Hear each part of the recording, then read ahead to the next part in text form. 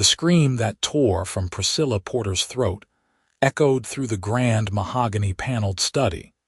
But no one came running, because everyone in Carson City knew that what happened in Governor Edmund Blackthorne's mansion stayed buried beneath Nevada soil. She stumbled backward, her emerald dress catching on the corner of his massive desk as his meaty hand reached for her wrist, fingers closing like a vice around delicate bone. "You misunderstand your position here, Miss Porter," Blackthorne said, his voice smooth as expensive whiskey but twice as poisonous. "Your father's debts don't disappear simply because he had the decency to die. You owe me, and I'm offering you a very generous arrangement." Priscilla wrenched her arm free, leaving skin behind, her heart hammering against her ribs so hard she thought they might crack. "I would rather scrub floors in a saloon than become your wife. You're old enough to be my grandfather, and everyone knows what happened to your last two wives." The transformation in his face was instantaneous. The practiced politician's smile melted away, revealing something ancient and cruel underneath. He moved faster than a man of 63 should have been able to move, blocking the door with his considerable bulk. "You will accept my proposal, Miss Porter, or I will have warrants issued for your arrest by morning. Theft, fraud, whatever I decide your dear departed father was guilty of. And we both know the territorial prison is no place for a 21-year-old woman with your particular charms." She looked around desperately for another exit, but the study had only one door and windows that faced a 20-foot drop onto cobblestones. Her mind raced through every option, every possible ally in this snake pit of a city, and came up empty. Her father's old friends had scattered like dandelion seeds after his death, and the few relatives she had were either dead or had made it clear they wanted nothing to do with Charles Porter's disgrace. "I need time to consider," she said, hating how her voice shook. "You have until tomorrow evening. I'm hosting a dinner for the territorial legislature, and I expect you to be at my side, wearing my ring, announcing our engagement." He stepped aside from the door with exaggerated courtesy. "Do give my regards to that pitiful boarding house where you've been hiding. Such a shame about the fire code violations I've heard about. Would hate to see the marshal shut it down." Priscilla fled, her heels clattering on marble floors that had been imported all the way from Italy at taxpayer expense. She didn't stop running until she was 6 blocks away, gasping for air in an alley that smelled of rotting vegetables and horse manure. Her hands were shaking so badly she could barely button her coat against the October chill of 1885. She had exactly one option left, and it was a desperate one. Her father's old foreman, Samuel Chen, had once told her that if she ever needed to disappear, there were places in Nevada where even men like Blackthorne's influence couldn't reach. Mining towns, ranching communities, settlements so remote that news from Carson City arrived weeks late if it arrived at all.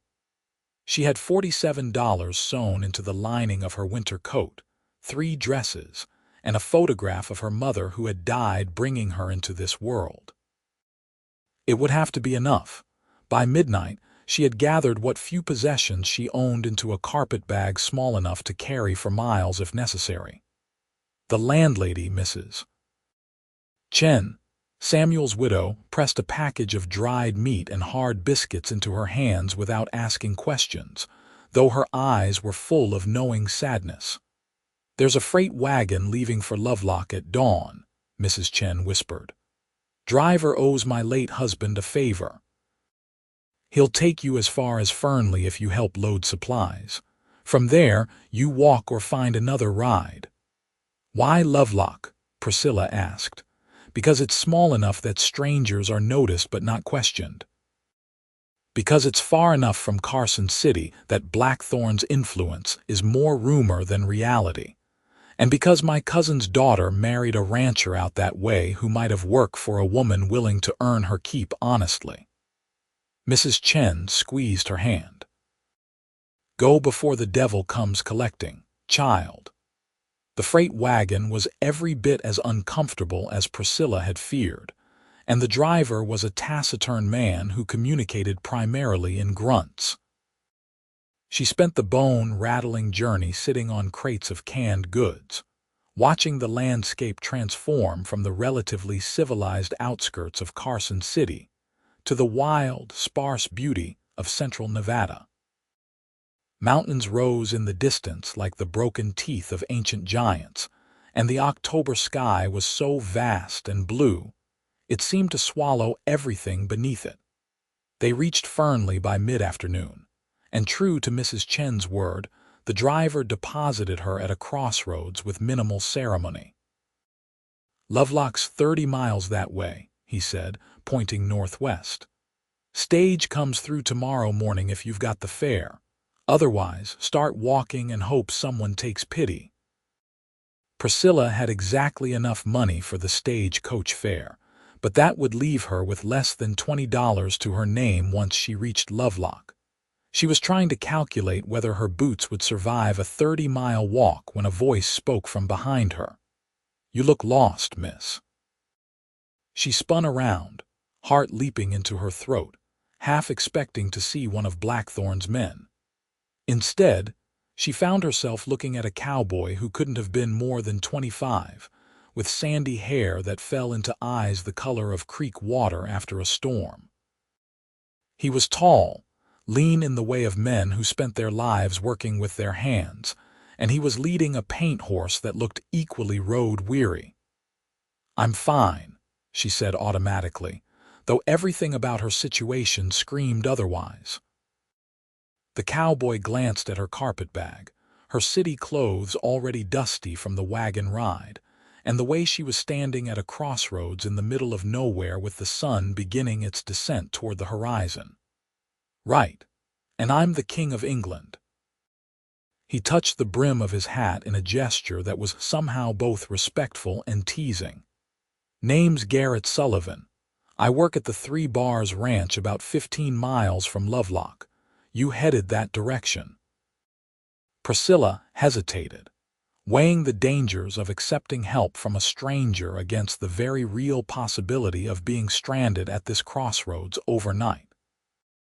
The cowboy seemed harmless enough, but then again, Governor Blackthorn had seemed like a respectable businessman until she was alone with him in his study. How do I know you're who you say you are? She asked. Garrett pulled out a worn leather wallet and extracted a piece of paper that turned out to be a letter addressed to Garrett Sullivan, care of the 3 Bars Ranch, Lovelock, Nevada. The letter was from someone named Sarah Sullivan and appeared to be full of family news written in a careful feminine hand. My sister, he explained. She writes every month whether I answer or not.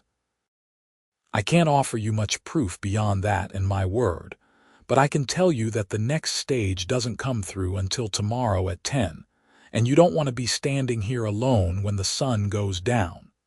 This is rattlesnake country and worse. Worse than rattlesnakes. Men who prey on stranded women. His expression was serious now. Look, I don't know your situation and won't pry, but I was raised by a woman who would tan my hide if I left a lady in distress. My horse can carry double for a few miles, and I know a family in Fernley who'd put you up for the night if you're uncomfortable traveling further. Your choice. There was something about the straightforward way he spoke, without false charm or hidden agenda, that made Priscilla's decision. I'm actually trying to reach Lovelock. Mrs. Chen in Carson City said her cousin's daughter might have worked for me. Garrett's face brightened. You mean Jenny Whitfield? She married Tom Whitfield, who owns the property adjacent to 3 Bars. Jenny's always looking for help with the house and the children. You know her. Not personally. Mrs. Chen gave me a letter of introduction. Priscilla felt the first flutter of hope she'd experienced in days. Is Lovelock really as remote as people say? Remote enough that gossip from Carson City is about as relevant as news from the moon. Garrett patted his horse's neck. If you're running from something, miss, I won't ask what, but I will tell you that Lovelock's the kind of place where folks judge you by what you do, not where you came from. We've got miners, ranchers, drifters, and more than a few people with pasts they'd rather not discuss. Long as you're honest and work hard, nobody much cares about the rest. They started walking, Garrett leading his horse and matching his pace to hers. The afternoon sun was warm despite the October date, and Priscilla found herself relaxing incrementally. He didn't pepper her with questions or make inappropriate comments about her appearance. Instead, he talked about the landscape, pointing out features she would have missed. That's the Humboldt Range over there. Good hunting if you know where to look, and see that dark patch. That's where the river runs. Lovelock sits right on the Humboldt River, which is why it exists at all. Without that water, this would all be desert that would kill you in a day. It seems very empty, Priscilla observed. Empty of people maybe, but it's full of life if you know how to look. Hawks, coyotes, wild horses, pronghorn. Even the occasional mountain lion, though they mostly keep to themselves. He glanced at her. Takes some getting used to the quiet. Most people who come from cities either love it or hate it within a week. Which did you do? Loved it immediately. Grew up in Virginia City, which was about as crowded and noisy as you can imagine during the silver boom. First time I rode out onto open range, felt like I could finally breathe properly. He smiled, and it transformed his face from merely pleasant to genuinely handsome. Course, I was 14 and full of romantic notions about cowboy life. Reality's a bit harder than the dime novels suggest. They walked for over an hour, and Priscilla was grateful for her sturdy boots even as she felt blisters forming. Garrett finally called a halt near a cluster of rocks that provided some shade. We should rest the horse and give you a break. It's still another 14 miles to Lovelock, and I don't reckon those city boots were made for this kind of walking. They weren't, Priscilla admitted, sinking gratefully onto a relatively smooth rock. I'm not sure anything I own was made for this kind of life. Garrett handed her a canteen from his saddle. You'll adapt or you won't. Most who stay out here do so because they want something different from what civilization offers. What's your story, miss? Porter, Priscilla Porter. She drank deeply, the water tasting faintly metallic but wonderfully cool. And I'd rather not discuss my reasons for leaving Carson City if that's acceptable. Fair enough. He settled onto a rock across from her, his expression thoughtful. But if you're on the run from the law, I should probably know. Tom Whitfield's a good man, but he won't harbor criminals. I'm not a criminal, Priscilla said sharply, then forced herself to soften her tone. He was helping her after all. I'm running from a man who wants to force me into marriage. A very powerful man who doesn't take no for an answer. Garrett's expression darkened. Let me guess. You said no. And suddenly you found yourself with nowhere safe to go, essentially. My father died 3 months ago, leaving me with nothing but debts.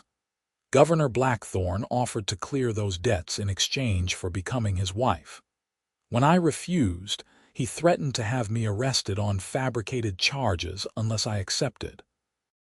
The words tumbled out faster than she intended, relief at finally telling someone mixing with fear that she'd said too much. Governor Blackthorne. Garrett's voice was flat. Edmund Blackthorne, the man who owns half the territorial legislature and has been married 3 times, each wife dying under mysterious circumstances. You know of him. Everyone in Nevada knows of him, even out here in the back of beyond. He's got a reputation for being ruthless and connected. Garrett was quiet for a long moment, his jaw tight. He has no power over you in Lovelock, Miss Porter. Not real power anyway. Sure, he could send marshals if he manufactured some legal pretext, but the folks around Lovelock don't take kindly to territorial politics interfering with local business. And if you're under Tom Whitfield's protection, working honestly for wages, Blackthorn would have a hell of a time making any charges stick. The words hit Priscilla like a physical force, and she felt tears spring to her eyes despite her best efforts. You really mean that? He can't just have me dragged back, not legally. Now he could send hired guns, but that's a different problem with a different solution. Garrett stood, offering her his hand. Come on. We've got miles to cover before dark, and I want to get you to the Whitfields' place where you'll be safe. Once Jenny knows your situation, she'll spread the word, and the whole community will look out for you. That's how we do things out here. They walked on as the sun painted the sky in shades of orange and gold. Priscilla's feet were screaming by the time buildings finally appeared in the distance. Clustered along what Garrett said was the Humboldt River. Lovelock was smaller than she'd imagined, perhaps 200 residents if she was being generous, but it looked solid and real in a way that Carson City's mansions never had. The Whitfield Ranch was actually south of town proper, a collection of well-maintained buildings surrounding a sturdy two-story house. Garrett led her directly to the front door and knocked with the familiarity of someone who was a regular visitor. The woman who answered was about 30, pretty in a practical way, with flour on her apron and two small children peering around her skirts.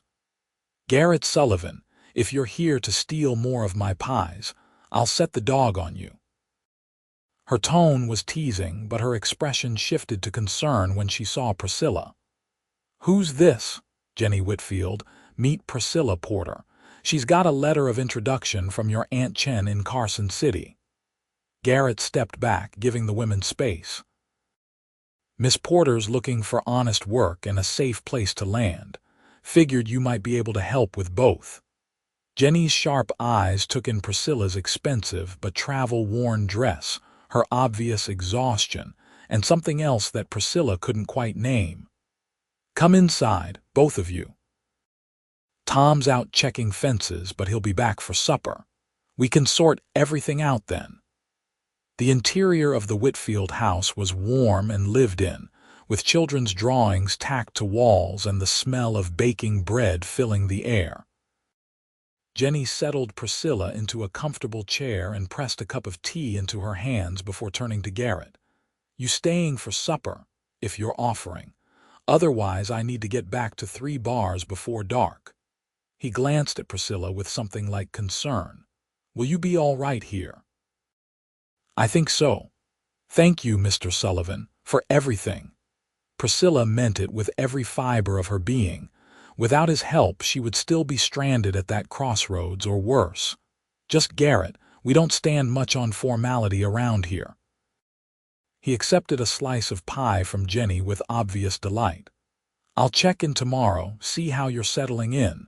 And Miss Porter, don't worry too much. You're safe here. After Garrett left, Jenny settled across from Priscilla with her own cup of tea and a direct gaze that reminded Priscilla of Mrs. Chen. So, Carson City. Running from a bad situation with a man, if I'm reading the signs right. How bad are we talking? Priscilla handed over Mrs. Chen's letter and then, haltingly, told the whole story again. Jenny listened without interrupting, her expression growing grimmer with each detail. Blackthorn's a monster dressed up in politician's clothes, Jenny said flatly when Priscilla finished. Aunt Chen was right to send you here.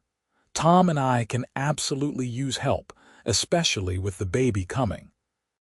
She patted her stomach, which Priscilla now realized had a gentle swell beneath the apron. I'm about 4 months along, and my energy's not what it was with the first 2. If you're willing to help with housekeeping, cooking, and watching the children, I can offer you room, board, and $15 a month. It's not a fortune, but it's honest money. I'll take it, Priscilla said immediately. I'm not afraid of hard work and I'm good with children. My mother was a teacher before she married, and she taught me before she died. Then we have a deal."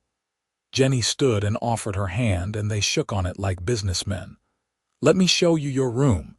It's small, but it's private, and you'll have your own space. Tom will want to meet you, but I can already tell you he'll approve. He's a good judge of character, and besides, he trusts Garrett's judgment completely." The room was indeed small, tucked under the eaves of the second floor, but it had a real bed, a washstand, and a window that looked out over the ranch yard toward distant mountains. Priscilla set down her carpetbag and felt something loosen in her chest that had been tight since her father's death. She was safe. For the first time in months, she was genuinely safe. Tom Whitfield turned out to be a big, quiet man with gentle hands and a thoughtful way of speaking. Over dinner, he asked Priscilla a few direct questions about her situation, nodded at her answers, and then declared that as far as he was concerned, she was part of the household and under his protection. "Garrett says you're worried about this Blackthorn fellow coming after you," Tom said, passing her the potatoes. "I know the type. Men like that think the world exists to serve them. But out here, a man's only as good as his word and his work. Blackthorn can send all the fancy legal papers he wants, but unless he can prove you've actually committed a crime, and not some trumped-up nonsense, the local marshal won't lift a finger. And Jack Reeves, our marshal, he's got no love for territorial politicians." "That's what Garrett said," Priscilla replied. "But what if Blackthorn sends men who don't care about legalities? Then they'll discover that Lovelock looks out for its own." Tom's voice was mild, but there was steel underneath. "We've got a dozen ranches within riding distance, and every man knows how to handle a rifle. Besides, attacking a woman under my protection would bring down more trouble than Blackthorn wants, governor or not. Bad for his political image." It was the most Tom had spoken all evening, and Priscilla felt tears threatening again. "I don't know how to thank you, any of you. Work hard, treat my family right, and be honest. That's all the thanks I need." Tom smiled, transforming his weathered face. "Now eat. Jenny tells me you walked most of the way from Fernley, and you look half-starved besides." The days fell into a rhythm that was foreign but somehow deeply satisfying. Priscilla woke before dawn to help Jenny prepare breakfast, spent her mornings teaching the Whitfield children their letters and numbers, and her afternoons doing laundry, mending, baking, and 100 other tasks that kept a ranch house running. It was exhausting work, but it was honest, and every night she fell into bed with the satisfaction of knowing she'd earned her place. Garrett became a regular visitor, stopping by every few days with one excuse or another. Sometimes he was delivering a message from the 3 Bars foreman to Tom. Sometimes he was passing through on his way to town. Once, he arrived with a freshly shot turkey that he claimed his boss had sent to the Whitfields, though Jenny later whispered that the 3 Bars didn't raise turkeys. "He's courting you," Jenny said one afternoon while they were working on preserving the last of the autumn vegetables. "In case you hadn't noticed." Priscilla felt heat rise to her cheeks. "He's just being neighborly." "Honey, Garrett Sullivan hasn't been just neighborly to an unmarried woman in the 3 years I've known him. He's particular about who he spends time with, and he's spent more time here in the last 2 weeks than he did in the previous 6 months combined." Jenny gave her a knowing look. "The question is, are you interested?" Was she? Priscilla had been so focused on survival that she hadn't allowed herself to think about the way her heart sped up when she heard Garrett's voice, or how she found herself watching for him from the kitchen window. He was handsome, certainly, but it was more than that. He was steady, kind without being soft, and he treated her like a person rather than a prize to be won. "I don't know if I'm ready," she admitted. Everything with Blackthorn is still so fresh, and I barely know Garrett. That's what courting is for, getting to know someone. Jenny dropped carrots into the brine with practiced efficiency, but I'll tell you this, Garrett Sullivan is one of the good ones. Works hard, treats his horse well, never drinks to excess, and he sends money back to his mother and sister in Virginia City every month. Tom says he's the best horseman on the 3 bars and probably in all of Pershing County. If you're not interested, be clear about it, because he's too decent to push where he's not wanted. The next time Garrett came by, Priscilla made a point of walking out to greet him. He was in the yard talking to Tom about some ranching matter, his hat pushed back and his face animated in a way she rarely saw. When he noticed her, his expression softened into something that made her stomach flutter. "Miss Porter, how are you settling in?" "Very well, thank you." "And it's Priscilla, please. I think we've moved past formalities." She took a breath, gathering courage. "I wanted to thank you properly for helping me that day at the crossroads. You didn't have to, and I'm not sure what would have happened if you hadn't." "Nothing good," Garrett said honestly. "But I'm glad I was there. You settling in all right. Jenny working you too hard?" "No harder than I want to work. It feels good to be useful, to earn my own way." Priscilla glanced at Tom, who had tactfully moved off to examine a fence post. "Jenny tells me you're from Virginia City originally." "Born and raised. My father worked in the mines until the silver ran thin, then took up carpentry. I followed him underground for about 6 months before I realized I'd rather die than spend my life in the dark." Garrett's expression was rueful. "Came south looking for ranch work and found the 3 bars. Been there 3 years now. Do you like it?" "Love it. There's something about working with horses and cattle, being out under open sky, that feels right in a way nothing else ever has."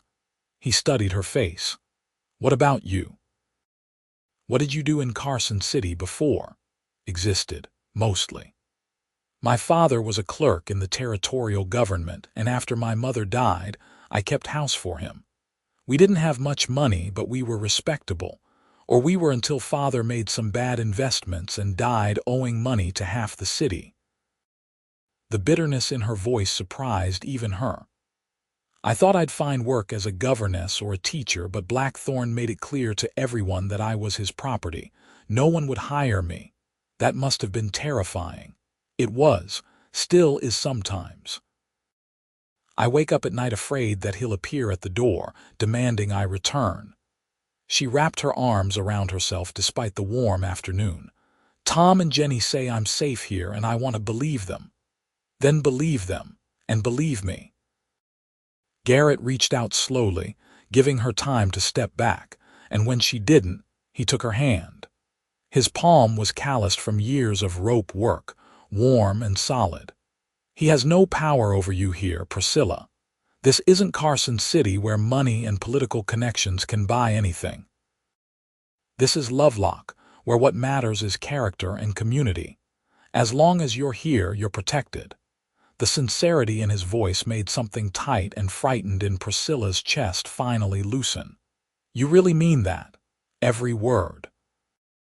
And if Blackthorn is fool enough to come after you personally, he'll find out what it means to threaten someone under the protection of this community." Garrett squeezed her hand gently before releasing it.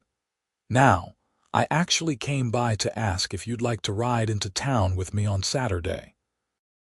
There's a social at the church. Nothing fancy, just music and dancing and food. It might be good for you to meet more people, start putting down roots." "I'd like that," Priscilla said, and meant it. Saturday arrived with clear skies and temperatures perfect for riding. Garrett appeared in the morning with 2 horses, one of which was a gentle mare that he said belonged to the 3 bars foreman's wife. "Alice said you could borrow her as long as you need. She's a sweet-tempered girl, won't give you any trouble."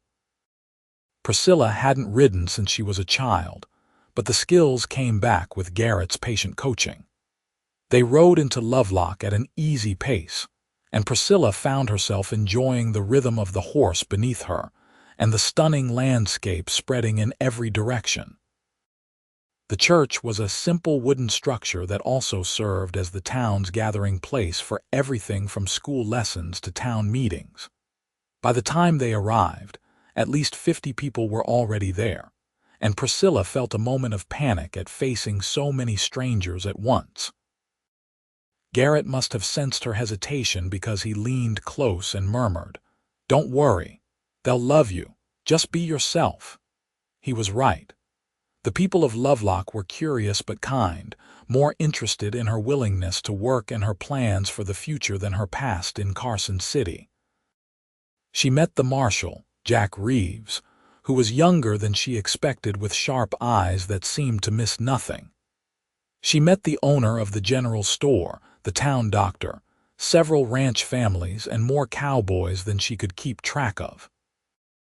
When the music started, Garrett led her onto the floor for a reel, and Priscilla discovered that dancing with him was both exhilarating and comfortable.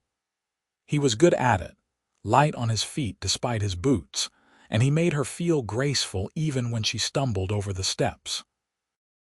"You're a natural," he said during a break, handing her a cup of punch. "Hardly.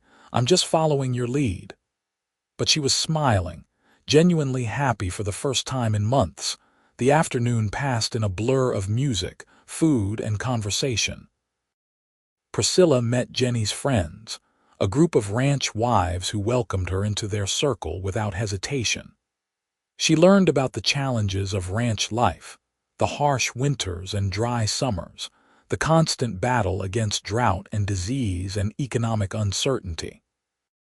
But she also learned about the deep satisfaction these women took in their lives, the pride in what they'd built with their own hands.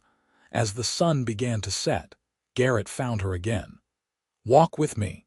There's something I want to show you." They walked to the edge of town where the Humboldt River cut through the landscape like a ribbon of silver. The water was low this time of year, but still beautiful in the fading light. Garrett led her to a flat rock overlooking the river, and they sat, shoulders almost touching. "I wanted you to see this. It's my favorite spot in Lovelock. Come here when I need to think." He picked up a smooth stone and sent it skipping across the water. "When I first arrived here, I was running too, not from a person but from expectations. My father wanted me to follow him into carpentry. My mother wanted me to settle down in Virginia City and marry some nice girl from church. I felt like I was suffocating under the weight of what everyone else wanted from me. So you left."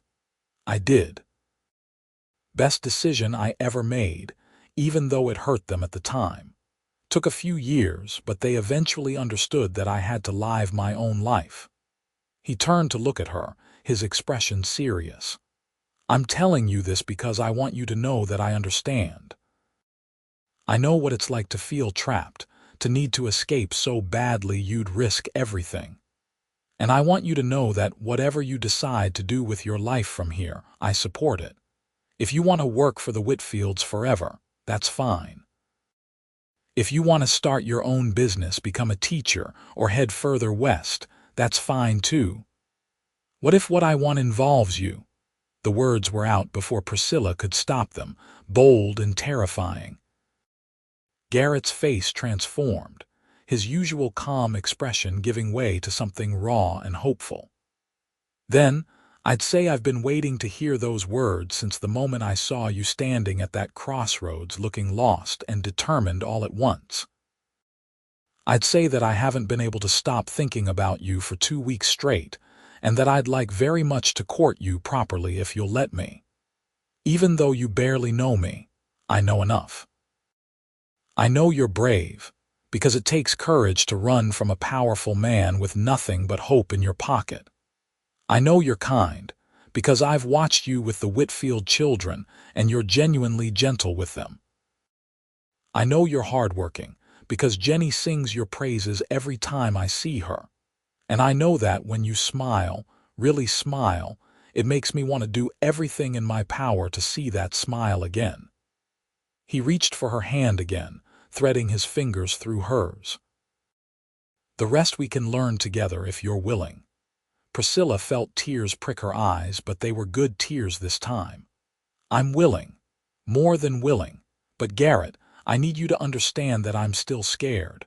Blackthorn is a vengeful man, and I'm afraid of what he might do." "Then we'll face it together. You're not alone anymore, Priscilla. You have me, you have the Whitfields, you have this whole community. Blackthorn might be powerful in Carson City, but power doesn't mean much out here where people value different things." He lifted her hand to his lips and pressed a gentle kiss to her knuckles. "Let me court you properly. Let me show you what it means to be cherished instead of owned." "Yes," she whispered.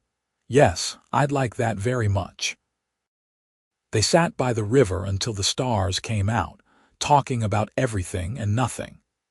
Garrett told her about his dreams of eventually owning his own ranch, a small spread where he could raise horses. Priscilla confessed that she'd always wanted to teach, to have a schoolhouse of her own where children could learn to love reading as much as she did. They talked about the future in careful, hopeful terms, both aware that they were building something fragile and precious. When they finally rode back to the Whitfield ranch, the moon was high and bright. Garrett helped her down from the horse, his hands lingering at her waist, and for a moment Priscilla thought he might kiss her. Instead, he touched her cheek with gentle fingers. "Thank you for today. For giving me a chance. Thank you for seeing me as more than my problems," she replied. The next few weeks passed in a golden haze of happiness Priscilla had never experienced. Garrett visited nearly every day, sometimes staying only long enough for a brief conversation, other times staying for dinner, and spending the evening on the porch talking about their days. He brought her small gifts, a book of poetry he'd ordered from Sacramento, wildflowers he'd picked on his way over, a beautiful leather-bound journal for her to write in. They went on rides through the countryside, with Garrett teaching her the names of plants and animals, showing her the secret beauty of the Nevada landscape. He was an excellent teacher, patient and encouraging, and Priscilla found herself falling in love not just with him but with this wild, harsh, beautiful place. Jenny teased her mercilessly but kindly about the courtship. "I haven't seen Garrett this happy since I've known him." "Whatever you're doing, keep doing it. I'm not doing anything except being myself." That's exactly what he needs, someone genuine, someone who sees him for who he is rather than what he can provide. Jenny folded another diaper onto the growing stack. "Tom says Garrett's been saving money for years, planning to buy his own spread eventually. Wouldn't surprise me if he starts looking more seriously now that he has reason to settle down properly." The thought made Priscilla's heart race. She'd been so focused on the immediate present that she hadn't let herself think about a real future with Garrett. But now the possibility was there, shining and real, and it terrified her as much as it thrilled her. The first snow came in late November, dusting the mountains and bringing a sharp chill to the air. Tom began preparing for winter in earnest, and Priscilla learned a whole new set of skills: preserving meat, banking fires for efficient heat, making sure they had enough supplies to last through months of potential isolation. Garrett arrived one afternoon with news that made Priscilla's blood run cold. "Marshal Reeves got a telegram from Carson City.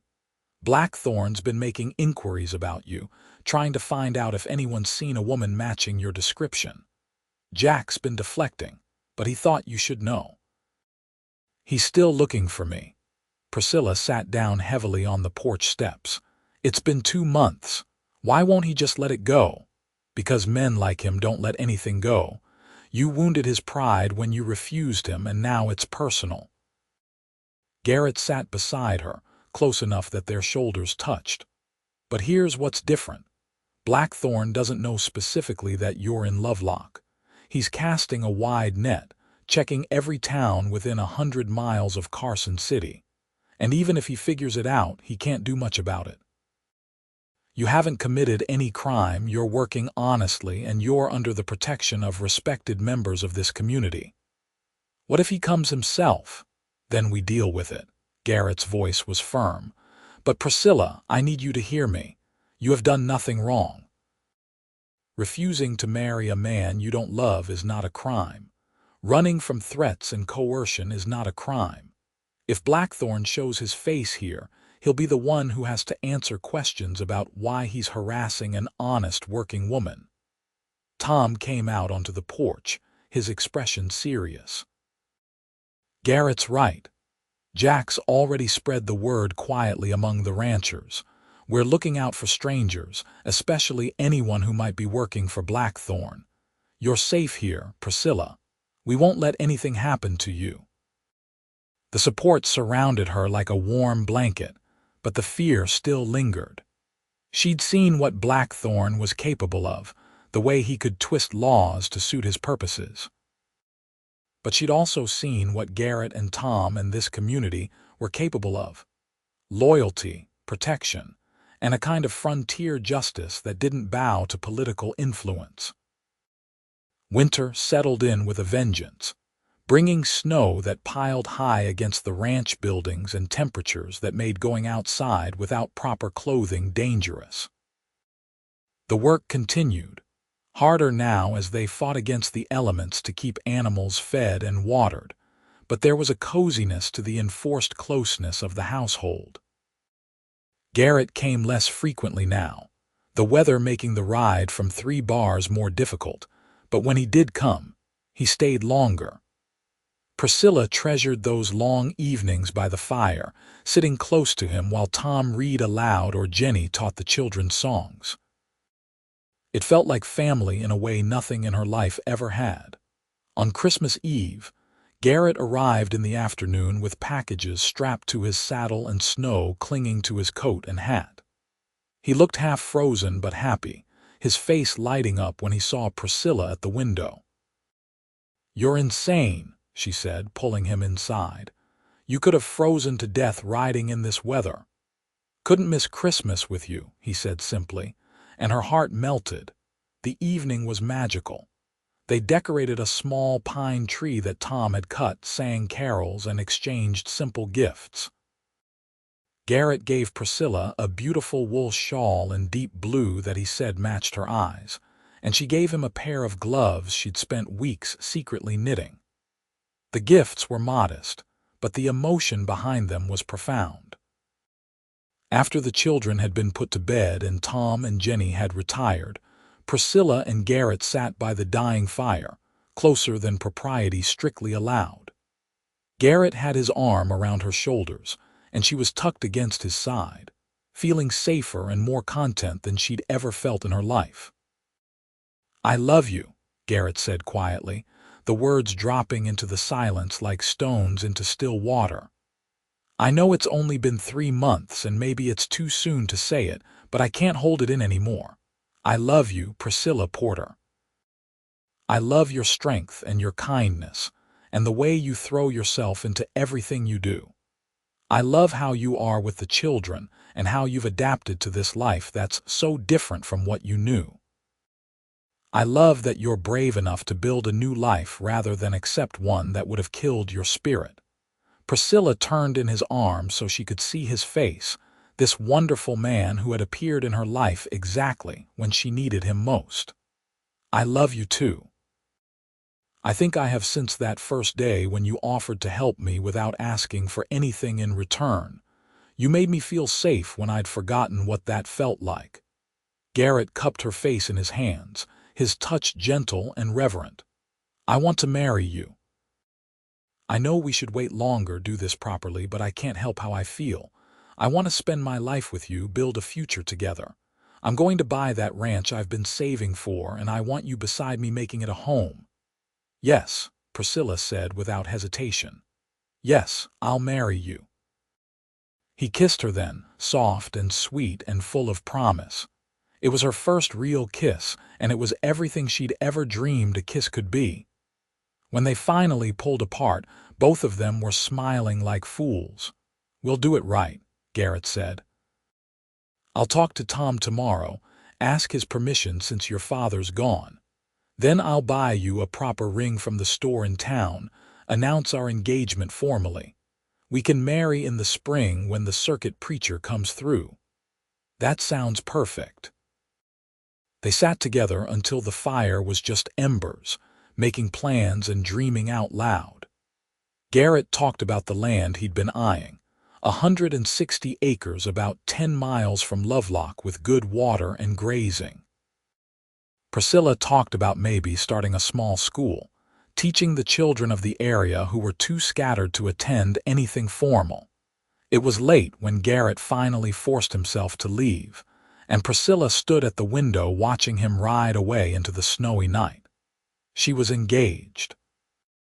She was going to marry a man she loved, a good man who saw her as an equal partner rather than property. The joy of it was almost overwhelming. Christmas morning brought fresh snow and squealing children delighted with their modest gifts.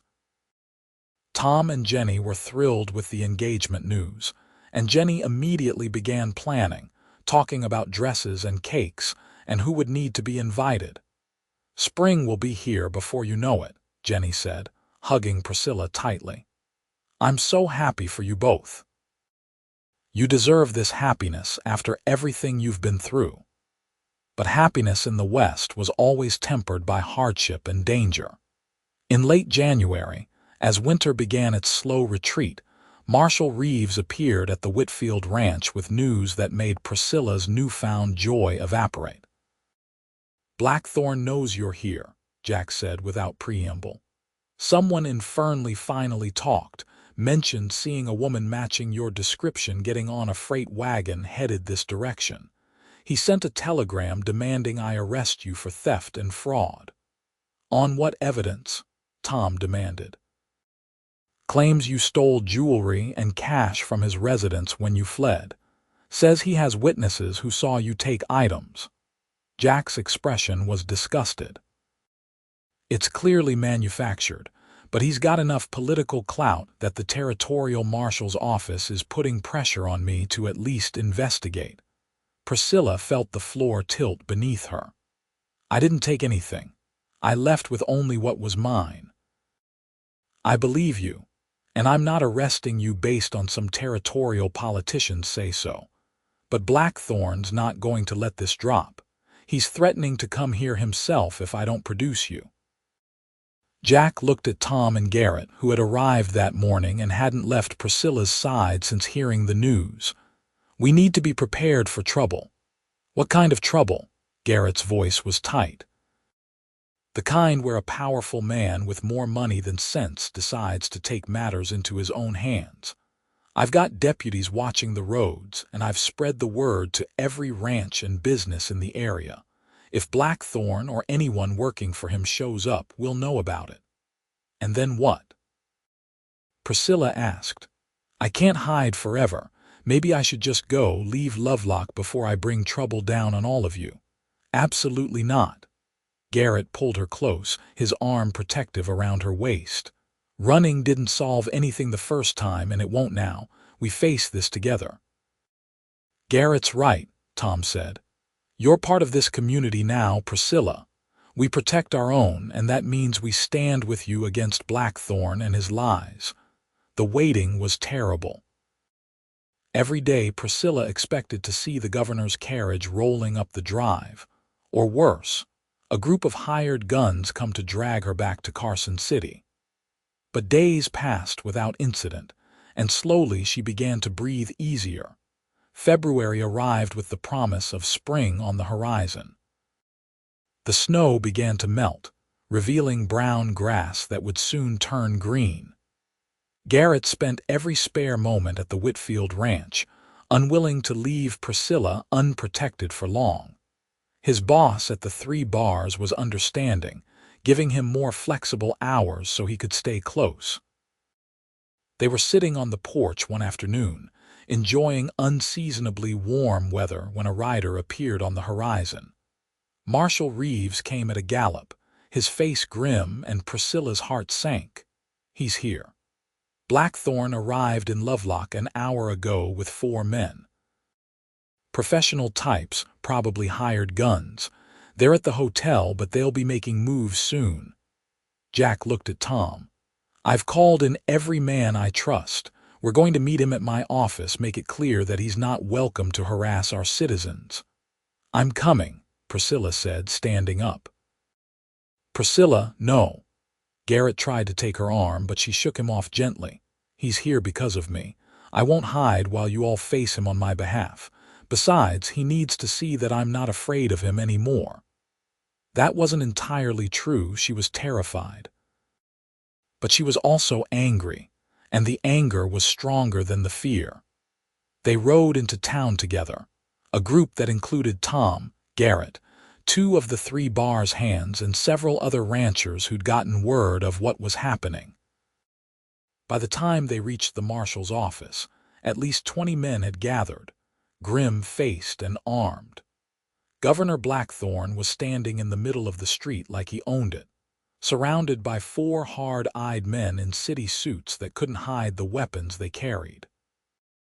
He was exactly as Priscilla remembered, tall, barrel-chested, with silver hair and a face that managed to be both distinguished and cruel. When he saw her, his expression transformed into something triumphant and ugly. There she is. Miss Porter, you're under arrest for theft and fraud. These men are bounty hunters licensed by the territory, and they'll be escorting you back to Carson City to face charges.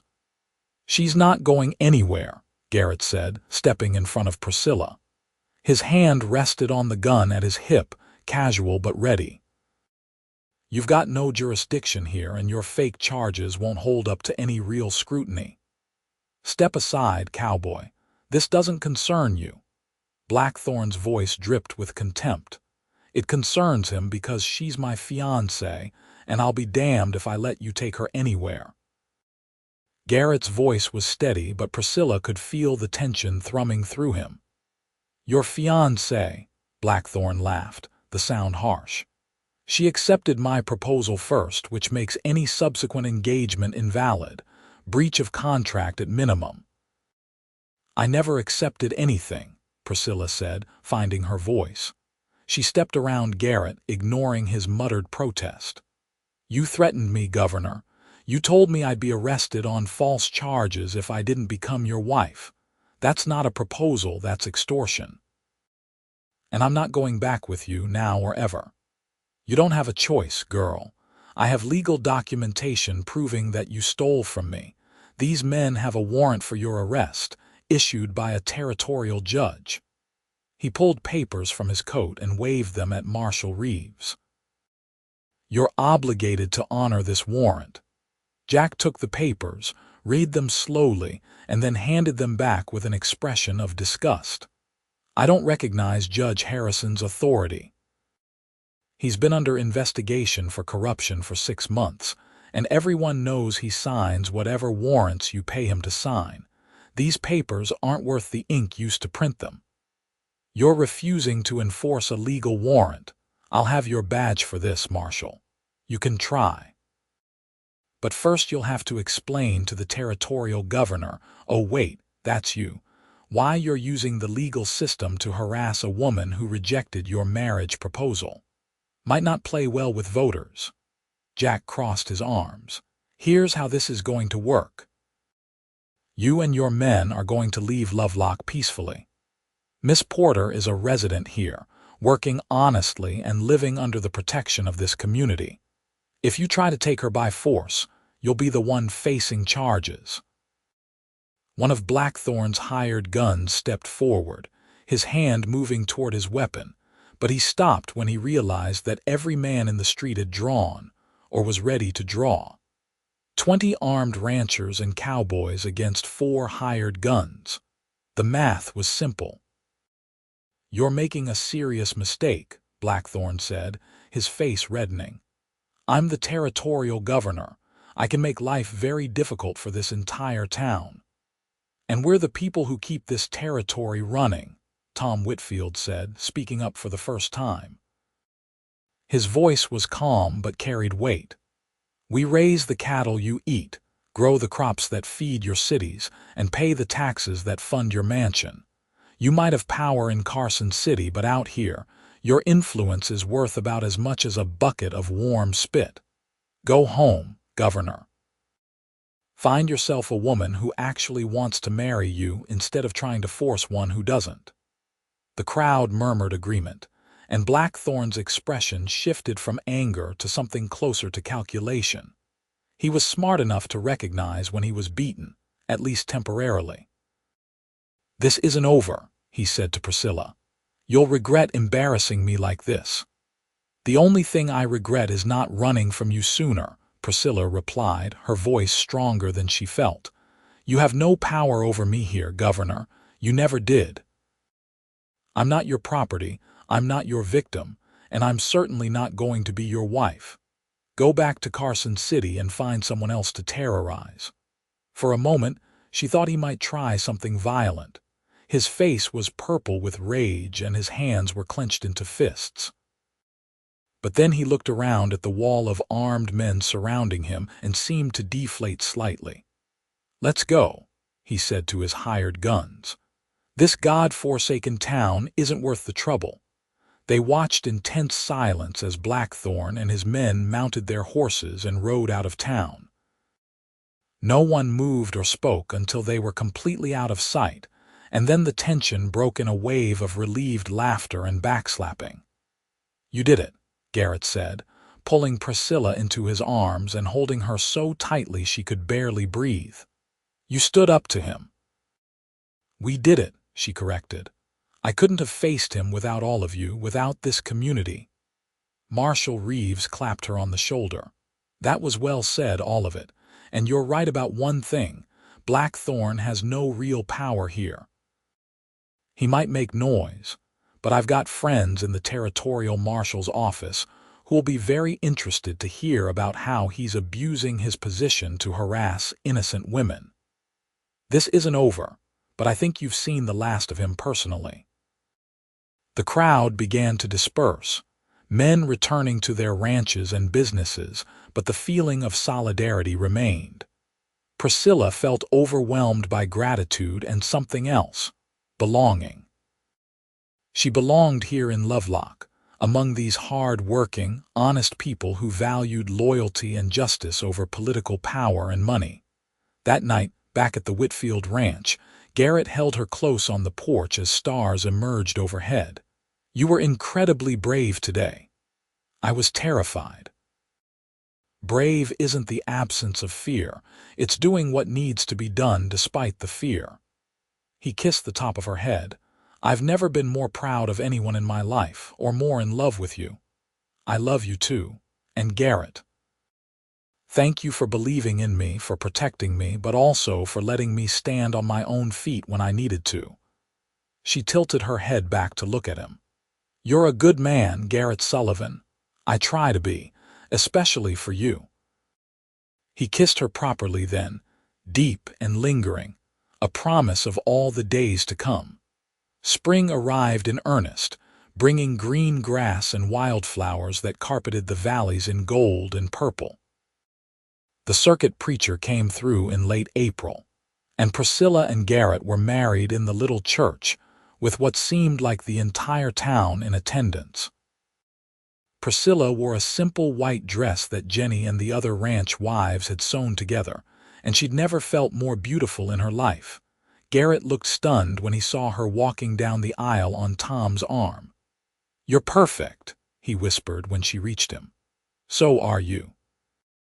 The ceremony was simple but heartfelt, and when the preacher pronounced them husband and wife, Garrett kissed her like she was the most precious thing in the world. The reception afterward was a joyous affair with music, dancing, and more food than seemed possible for such a small town to produce. They spent their wedding night in the hotel in Lovelock, which was modest but felt luxurious after months of ranch life. Garrett was gentle and patient, making her first time special and beautiful rather than frightening. Afterward they lay tangled together in the narrow bed, and Priscilla felt a contentment so profound it brought tears to her eyes. "What's wrong?" Garrett asked immediately, concern creasing his forehead. Nothing's wrong. Everything's right, I'm just happy and I'm not used to it. She kissed him softly. Thank you for finding me that day at the crossroads. Thank you for loving me. Thank you for saying yes, to coming here, to loving me back, to building this life with me. He stroked her hair, his touch tender. I promise I'll spend every day trying to make you this happy. They moved into the ranch Garrett had purchased, a modest 160 acres with a small house that needed work but had good bones. The first few months were a whirlwind of repairs, fence building, and establishing their herd. Priscilla threw herself into making the house a home, sewing curtains, planting a garden, learning to cook on a temperamental stove that seemed to have its own personality. It was hard work, harder than anything she'd done at the Whitfield Ranch, but it was theirs. She and Garrett were building something together, and that made every blister and sunburn worthwhile. On summer evenings, they'd sit on their porch watching the sun set over the mountains, and Garrett would tell her about his day while she mended clothes or snapped beans for dinner. The community embraced them fully. Priscilla started a small school that met 3 times a week in their largest room, teaching children from the surrounding ranches. It wasn't much, just basic reading and arithmetic, but the parents were grateful and the children were eager learners. She discovered she had a gift for teaching, for making learning exciting rather than tedious. In late August, Marshal Reeves arrived with news that made Priscilla's heart leap. Blackthorn's been forced to resign as governor. Turns out I wasn't the only person he'd been harassing and threatening. Several other women came forward once they heard about what happened here in Lovelock, and the territorial legislature finally had enough evidence to force him out. He's facing multiple charges, including abuse of power and attempted extortion. He's really gone. Priscilla could hardly believe it. As gone as a man can be without leaving the territory entirely. He's lost his political position, his reputation is destroyed, and he's going to spend years fighting legal battles. He's no threat to you anymore, Priscilla. You're completely safe. Jack smiled. Thought you'd want to know. After he left, Priscilla found Garrett in the barn grooming one of their horses. She threw herself into his arms, laughing and crying at the same time. It's over. It's really over. Blackthorn's gone and I'm free. You were always free, Garrett said, but he was grinning. But I know what you mean. Now there's no shadow hanging over us, no threat in the back of your mind. We can just live our lives. And they did. The years passed in a rhythm of seasons. Harsh winters spent cozy indoors, springs full of new calves and endless work, summers of heat and growth, autumns of harvest and preparation. The ranch prospered slowly but steadily under their combined efforts. Garrett proved to be a skilled rancher with an eye for good horses, and Priscilla's school grew until they had to build a separate structure to house it properly. Their first child, a son they named Gabriel Thomas Sullivan, was born in the spring of 1887 during a thunderstorm that seemed to shake the very foundations of the house. Garrett was beside himself with worry throughout Priscilla's labor, pacing the kitchen while Jenny and the doctor attended her in the bedroom. When he was finally allowed in and saw Priscilla holding their son, tears streamed down his face. "He's perfect," Garrett whispered, touching the baby's tiny hand with one calloused finger. "You're perfect. I can't believe we made this. We did, together." Priscilla was exhausted but glowing. "He has your eyes, and your stubbornness, I'll wager." Garrett kissed her forehead. "Thank you. For him, for everything. You've given me a life I didn't even know I could want." Gabriel was followed 2 years later by a daughter they named Rose Margaret Sullivan, who proved to have her mother's determination and her father's easy charm. The house that had seemed so spacious when they first moved in suddenly felt small and loud and full of love. Priscilla, sometimes thought back to that terrified girl standing at a crossroads with nowhere to go and no idea what her future held. She barely recognized herself in that memory. She'd become strong in ways she'd never imagined, capable of things that would have seemed impossible in her Carson City life. She could birth a calf, shoot a rattlesnake, teach a child to read, grow a garden in unforgiving soil, and love a man with her whole heart. On their 10th wedding anniversary, Garrett surprised her with a trip to Virginia City to visit his family. They left the children with Tom and Jenny, who now had 5 of their own, and took the train north. His mother and sister welcomed Priscilla like she was a long-lost member of the family, and his father shook Garrett's hand with obvious pride. "You've done well, son," Mr. Sullivan said, looking at the confident, capable man his son had become. "Built a good life out of nothing but hard work and determination. I'm proud of you." "Couldn't have done it without Priscilla," Garrett replied, pulling her close. "She's the brave one. She's the one who risked everything to escape a life that would have destroyed her. I just had the good sense to offer her a ride that day." On the train ride home, Priscilla leaned against Garrett's shoulder and watched the landscape rush past. "Do you ever regret it, marrying me, taking on my problems?" "Never, not for a single second." Garrett tilted her face up to kiss her. "You're the best thing that ever happened to me, Priscilla Sullivan. You gave me purpose, family, love. What could I possibly regret? I just wanted to make sure. Because I sometimes think about how different your life could have been if you'd ridden past that crossroads without stopping. Then it would have been a smaller life, a lonelier one. I don't want different, I want exactly what we have." His expression turned serious. "Do you ever regret running? Wonder what would have happened if you'd stayed?" "God, no. If I'd stayed, I'd either be dead or wishing I was. Blackthorn would have broken me, one way or another." She shuddered at the thought.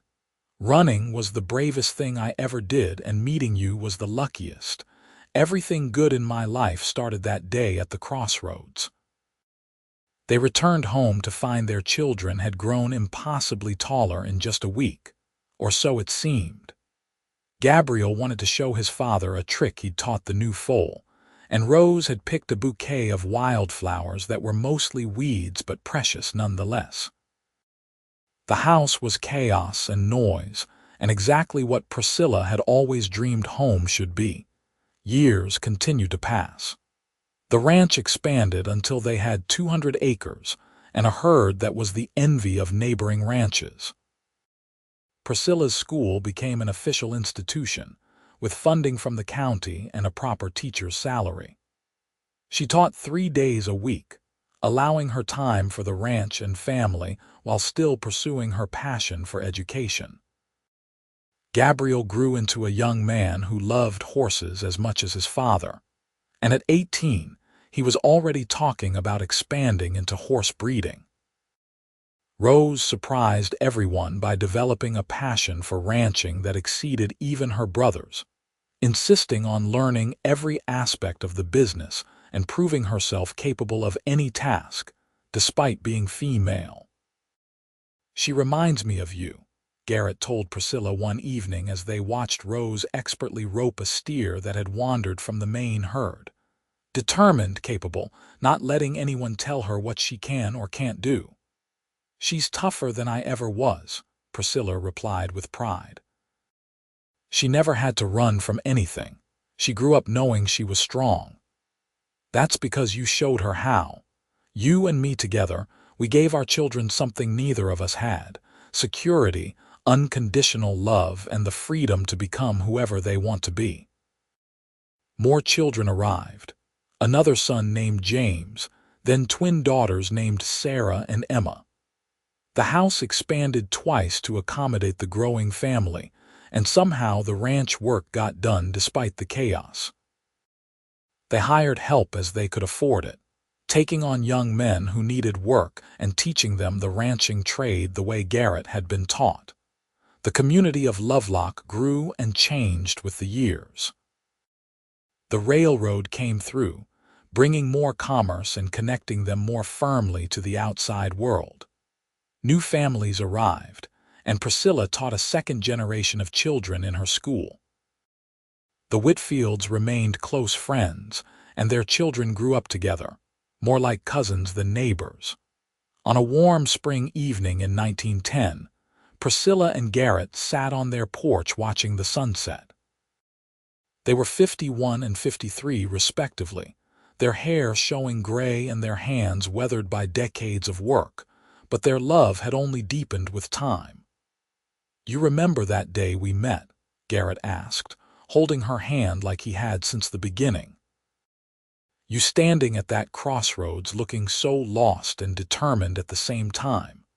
I remember thinking you might be another danger, one more man who wanted something from me." Priscilla smiled at the memory. "I had no idea you were going to save my life in every way that mattered." "I didn't save you, you saved yourself. I just helped show you the way." He brought her hand to his lips. 25 years married, and I love you more now than I did the day we wed. How is that possible? Because love isn't a finite thing. It grows and changes and deepens when you tend it properly." She leaned her head on his shoulder. "We've had a good life, Garrett Sullivan, a really good life. The best, and it's not over yet. We've got grandchildren to spoil and Gabriel's wedding to plan and probably 20 more years of you making me laugh." His arm tightened around her. "I'd do it all again. Every hard moment, every challenge, just to end up right here with you." They sat in comfortable silence as stars began to emerge, the sounds of their family inside the house, a pleasant background music. Rose was arguing with James about something. The twins were giggling over some shared joke, and Gabriel was reading aloud from a book in his patient voice. It was chaos and noise and perfection. Priscilla thought about the terrified girl who had fled Carson City with nothing but hope and determination. She thought about Governor Blackthorne, whose name she barely remembered these days, whose threats had once seemed insurmountable. She thought about how close she'd come to accepting his proposal out of fear and desperation. How different her life would have been. But mostly she thought about the cowboy who had stopped at a crossroads to help a stranger, who had offered protection and asked nothing in return, who had loved her with patience and kindness and passion, who had given her a home, a family, and a life beyond her wildest dreams. "Thank you," she said quietly. "For what? For everything. For stopping that day, for bringing me here, for loving me, for building this life with me." She turned to kiss him, still finding joy in the familiar taste of him, "for telling me that he had no power over me and helping me believe it. He never did. You just needed to realize it yourself." Garrett stood and pulled her up with him. "Come on. Let's go inside and be with our family. That's where the real power is, in the people we love and who love us back." They walked inside hand in hand into the warm chaos of their home. Gabriel was planning his wedding to a sweet girl from a neighboring ranch. Rose was talking about starting her own horse breeding program. James had discovered a passion for mechanics and wanted to learn about the new automobiles that were becoming more common. The twins were still young enough to think their parents were the wisest people in the world, and Priscilla cherished that innocence knowing it wouldn't last forever. This was her life now. Full, busy, sometimes exhausting, but always filled with love. She was Priscilla Sullivan, wife, mother, teacher, rancher. She was a woman who had run from tyranny and found freedom in the wild spaces of Nevada. She was a woman who had said no to a powerful man and survived to build something beautiful out of that refusal. And every single day, she was grateful for the cowboy who had stopped at a crossroads and changed everything, who had seen her not as a victim or a prize, but as a person deserving of respect and love, who had built a life with her based on partnership and equality and mutual devotion. The years continued to roll forward, bringing new challenges and joys. Grandchildren arrived, each one a miracle. Gabriel and his wife had 3 children who loved visiting the ranch and learning from their grandparents. Rose eventually married a man who respected her capabilities and worked alongside her rather than trying to control her. James opened a garage in Lovelock and became the town's expert on automobile repair. The twins followed their own paths, one becoming a nurse and the other a teacher like her mother. Through it all, Priscilla and Garrett remained the center of their family, the foundation everything else was built on. They worked side by side into their 60s, only gradually reducing their workload as their children and grandchildren took over more of the ranch operation. They traveled occasionally, seeing parts of the country they'd only read about, but they always came home to Lovelock, to the ranch they'd built from nothing. On their 40th wedding anniversary, the entire family gathered for a celebration that filled the house to bursting. Children and grandchildren, friends and neighbors, people whose lives had been touched by Priscilla's teaching or Garrett's mentorship. It was a testament to the community they'd helped build and the lives they'd lived with integrity and love. Late in the evening, after most guests had departed, their children presented them with a gift, a beautiful photo album documenting their 40 years together. Pictures from their wedding, the early days of the ranch, each child's birth, graduations, weddings, and the arrival of grandchildren. It was a life in images, and looking through it, Priscilla felt overwhelming gratitude. "We did good," Garrett said, his voice thick with emotion as he studied a picture of them from their 10th anniversary. They'd looked so young then, though they hadn't realized it at the time. "Look at everything we built, everyone we've loved. We did really good, Priscilla. We did it together. That's what made the difference." She closed the album carefully. "I love you, Garrett Sullivan. After 40 years, I love you more than ever. And I love you. My partner, my best friend, the love of my life." He kissed her gently, aware of their audience of grinning grandchildren. "Here's to 40 more years." "I'll do my best to make that happen," she laughed. They didn't get 40 more years, time doesn't work that way. But they got 15 more good ones. 15 years of watching their grandchildren grow, of enjoying the fruits of their lifelong labor, of sitting on their porch in the evenings and reminiscing about all they'd experienced together. Garrett passed first, quietly in his sleep at the age of 78, with Priscilla holding his hand. He'd lived a good life and died surrounded by love, and while Priscilla grieved deeply, she also felt profound gratitude for every moment they'd shared. She lived 3 more years, remaining active in her school until the very end.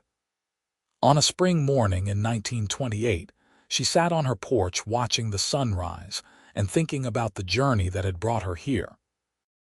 From a terrified girl fleeing Carson City to this, a life well lived, children and grandchildren who loved her, a community she'd helped shape, and memories of a love that had sustained her through every challenge. Her last thought was of Garrett, of that moment at the crossroads when he'd offered his hand and changed everything. And she smiled, knowing that wherever he was waiting for her, ready to ride into whatever came next together. The town of Lovelock mourned Priscilla Sullivan's passing. Her funeral was the largest the town had ever seen, with people traveling from across Nevada to pay their respects. She'd taught 3 generations of children, had helped countless families, and had stood as proof that it was possible to escape tyranny and build something beautiful out of nothing but courage and love.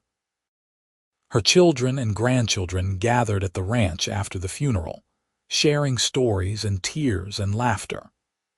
Gabriel spoke about his mother's strength, how she'd faced down a corrupt governor when she was barely more than a girl.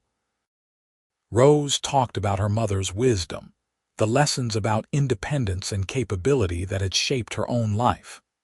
The younger children shared memories of gentleness and patience, of a grandmother who always had time to listen. And they all agreed that the greatest lesson Priscilla Sullivan had taught them was this: that love freely given and honestly earned was more powerful than any amount of money or political influence. That a good life was measured not in possessions but in relationships, not in status but in integrity. That home wasn't a place but the people you loved and who loved you back. The ranch continued under Gabriel's management, passed down through generations of Sullivans. The school building was eventually renamed the Priscilla Sullivan Elementary School, ensuring her legacy of education continued. And in the town cemetery, two headstones stood side by side. Garrett Sullivan and Priscilla Sullivan, beloved husband and wife, parents and grandparents, pillars of their community. But their real memorial was in the lives they'd touched, the family they'd raised, and the example they'd set. They'd proven that it was possible to overcome even the darkest circumstances, to find love in unexpected places, and to build a life of meaning and purpose through hard work and devotion. Priscilla had fled Carson City as a victim, terrified and alone. She'd arrived in Lovelock with nothing but hope, and she'd lived to see that hope transform into a legacy that would outlast her by generations. All because she'd had the courage to say no to a powerful man, and because a cowboy had stopped at a crossroads and offered help to a stranger. It was a love story for the ages, played out against the harsh beauty of the Nevada desert. A story of courage rewarded, of faith justified, of love triumphant. And in the end, that was all that mattered. They had loved each other well, raised their family right, and left the world better than they'd found it. Their story became part of Lovelock's history, told and retold to new generations. The details might have changed with each telling, growing more dramatic or more romantic depending on the storyteller, but the essential truth remained constant. That Priscilla Porter had run from tyranny and found freedom, that Garrett Sullivan had offered protection and found love, and that together, they'd built something lasting and beautiful. In a state known for boom and bust mining towns, for quick fortunes and quicker losses, the Sullivan Ranch endured. Through droughts and economic depressions, through wars and social changes, the land Garrett and Priscilla had claimed remained in the family, worked by descendants who carried their values forward. And on quiet evenings, when the sun painted the Nevada mountains gold and purple, visitors to the ranch sometimes reported feeling a sense of peace and rightness, as if the love that had built this place still lingered in the air like a blessing. Whether it was imagination or something more, no one could say for certain. But the Sullivan descendants believed, and they tended the ranch with the same care and devotion their ancestors had shown, honoring the legacy of courage and love that Priscilla and Garrett had begun so many years ago at a dusty crossroads in the middle of nowhere. Their story ended not with tragedy or loss but with fulfillment and legacy, exactly as they would have wanted. They had lived well, loved deeply, and left behind proof that even in the harsh landscape of the Wild West, gentleness and devotion could flourish. That saying no to tyranny and yes to love was always the right choice. That power built on fear would always crumble, but power built on love would endure forever. And so the story of Priscilla and Garrett Sullivan became more than just their own story. It became part of the fabric of Lovelock, Nevada, a testament to the strength of the human spirit and the transformative power of love. It was told to children as a bedtime story, to young couples as inspiration, to anyone who doubted whether they had the strength to escape difficult circumstances. The message was always the same: be brave enough to run, wise enough to accept help when it's offered, and open enough to let love transform you. Because somewhere out there, at some crossroads you haven't reached yet, your future might be waiting.